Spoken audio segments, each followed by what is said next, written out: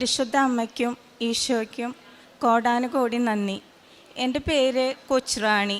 ഞാൻ തൃശ്ശൂർ ജില്ലയിലെ മുണ്ടൂർ ഇടവകയിൽ നിന്ന് വരുന്നു. ഞാൻ കഴിഞ്ഞ വർഷം ഓഗസ്റ്റ് 1 ഇവിടെ വന്ന് ഉടമ്പടി എടുത്തിരുന്നു.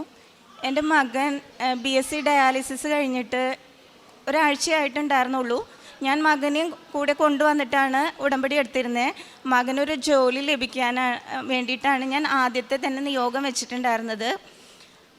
ഞാൻ ഉടമ്പടി എടുക്കാനായിട്ട് അൾത്താരയിൽ കയറിയപ്പോൾ എനിക്ക് പെട്ടെന്ന് എൻ്റെ മനസ്സിലേക്ക് വന്നത്, അച്ഛൻ എപ്പോഴും പറയാറുണ്ട് ഡേറ്റ് ഇട്ട് ഉടമ്പടി വയ്ക്കുക എന്നുള്ളത്.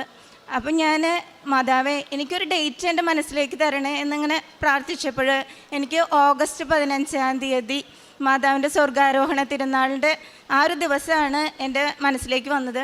അപ്പം ഞാൻ ഓഗസ്റ്റ് 15 ഡേറ്റ് വെച്ചു. ഞാൻ കുർബാനയ്ക്ക് ഞായറാഴ്ച ദിവസം മാത്രമേ പോയിരുന്നുള്ളൂ. പക്ഷെ ഉടമ്പടി എടുത്തതിന് ശേഷം ഞാൻ മുടങ്ങാതെ വിശുദ്ധ കുർബാനയിൽ പങ്കെടുക്കുകയും വിശുദ്ധ കുർബാന സ്വീകരിക്കുകയും ചെയ്തിരുന്നു. ഇതുപോലെ തന്നെ ഉടമ്പടി വസ്തുക്കൾ ഞാൻ വിശ്വാസപൂർവ്വം ഞാനും എൻ്റെ കുടുംബാംഗങ്ങളും എല്ലാവരും ഉപയോഗിച്ചിരുന്നു. ഓഗസ്റ്റ് 10 ബാംഗ്ലൂർ അപ്പോളോ ഹോസ്പിറ്റലിൽ നിന്ന് എൻ്റെ മോന് ഒരു ഇൻ്റർവ്യൂവിന് അറിയിപ്പ് വന്നു. ഓഗസ്റ്റ് 14 അപ്പോൾ ഉടമ്പടി അവൻ ഇൻ്റർവ്യൂ അറ്റൻഡ് ചെയ്തത് ഉടമ്പടി കാശ് രൂപം കയ്യിൽ പിടിച്ചുകൊണ്ടാണ്. ഓഗസ്റ്റ് 14 വൈകിട്ട് ഒരു 4:30 ആയപ്പം അവന് ജോലി ലഭിച്ചു എന്നുള്ള അപ്പോയിൻമെൻ്റ് ഓർഡർ കയ്യിൽ കിട്ടി. ഇപ്പം എൻ്റെ മോൻ അവിടെ BSc ഡയാലിസിസ് കഴിഞ്ഞ് ഡയാലിസിസ് ടെക്നീഷ്യനായിട്ട് ജോലി ചെയ്യുന്നു.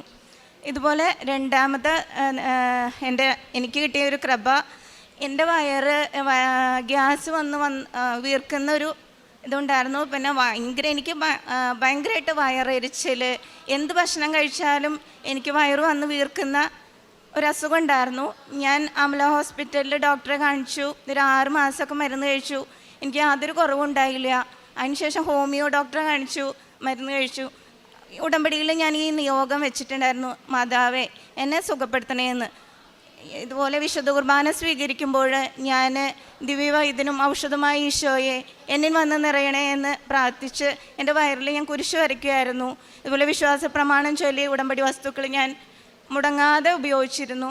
അതിൻ്റെയൊക്കെ ഫലമായിട്ട് ഇപ്പം എനിക്ക് യാതൊരു വയറിന് അസുഖവും ഇല്ല. ഏത് ഭക്ഷണം കഴിച്ചാലും എനിക്ക് വയറിന് യാതൊരു അസ്വസ്ഥതയില്ല. ഇതെല്ലാം എൻ്റെ മാതാവും ഈശോയും എനിക്ക് തന്ന കൃപയായിട്ട് ഞാൻ ഉറച്ചു വിശ്വസിക്കുന്നു. ഇതുപോലെ എൻ്റെ മോൾക്ക് മസ്കുലർ ഡിസ്ട്രോഫി കാരണം കാലിന് കുറച്ച് ബുദ്ധിമുട്ടുണ്ട്. അപ്പോൾ മോൾ ഡിഗ്രി പഠിച്ച കുട്ടിയാണ്. മോളുടെ ഈ അസുഖം മാറണേന്നും മോൾക്ക് ഒരു ജോലി ലഭിക്കണമെന്നും ഞാൻ മാതാവിനോട് പ്രാർത്ഥിച്ചിരുന്നു. അപ്പോൾ ഒരു ദിവസം ഞാൻ രാത്രിയിൽ സ്വപ്നത്തിൽ ഈശോയെ കണ്ടു. ഈശോയെ കണ്ടപ്പോൾ ഞാൻ പറഞ്ഞു, എൻ്റെ ഈശോയെ എൻ്റെ മോളുടെ അവസ്ഥ കണ്ടില്ലേ, എൻ്റെ മോളെ ഒന്ന് സുഖപ്പെടുത്ത എൻ്റെ ഈശോയെ എന്ന് പറഞ്ഞു. അപ്പം ഈശോ എന്നെയും എൻ്റെ മോളെയും ചേർത്ത് പിടിച്ചിട്ട് പറഞ്ഞു, ഈശോയെ പ്രതി ഈ സഹനം ഏറ്റെടുത്തൂടെ എന്ന് ചോദിച്ചു. അപ്പോൾ എനിക്കും എൻ്റെ മകൾക്കും ഒരു ബോധ്യം ഉണ്ടായി. ഇത് ഞങ്ങൾക്ക് തന്നൊരു സഹനം, ഈശോയെ പ്രതി സഹിക്കാനുള്ള ഒരു സഹനമാണെന്നുള്ള ബോധ്യം. അതുപോലെ ഈ അസുഖം മോളെ ഉൾക്കൊള്ളാൻ ഭയങ്കര ബുദ്ധിമുട്ടായിരുന്നു എൻ്റെ മോൾക്ക്. പക്ഷേ ഇതിന് ശേഷം എൻ്റെ മോളെ അസുഖം സ്വയം ഉൾക്കൊണ്ടു. പിന്നെ എൻ്റെ മോൾക്ക് ഒരു വർക്ക് അറ്റ് ഹോം ആണ് ജോലിയായിട്ട് കിട്ടണമെന്നാണ് ഞാൻ ആഗ്രഹിച്ചിട്ടുണ്ടായിരുന്നത്. കാരണം അവൾക്ക് ബസ്സിലൊക്കെ യാത്ര ചെയ്യാൻ ഭയങ്കര ബുദ്ധിമുട്ടാണ്. അപ്പോൾ ഹസ്ബൻഡാണ് അവളെ എക്സാം എഴുതാൻ പോലും കൊണ്ടുപോയിരുന്നത്. അപ്പോൾ അതുകൊണ്ട് പോയി ജോലി ചെയ്യുക എന്നുള്ളത് ഭയങ്കര ബുദ്ധിമുട്ടുള്ള ഒരു കാര്യമായതുകൊണ്ട് വർക്ക് അറ്റ് ഹോമാണ് ഞാൻ ആഗ്രഹിച്ചിരുന്നത്. ഇപ്പോൾ ഈ വർഷം എൻ്റെ മകൾക്ക് 6 കുട്ടികളെ ട്യൂഷൻ എടുക്കാനുള്ള ഒരു കൃപയും, അവർ 2 കുട്ടികളെ ഖത്തറിലുള്ള 2 കുട്ടികളെ ഓൺലൈൻ ട്യൂഷൻ എടുക്കാനുള്ള കൃപയും തന്നെ അനുഗ്രഹിച്ചു. ഇതെല്ലാം ഈശോയുടെയും മാതാവിൻ്റെയും കൃപയായിട്ട് ഞാൻ കരുതുന്നു. ഈശോയ്ക്കും മാതാവിനും കോടാനുകോടി നന്ദി.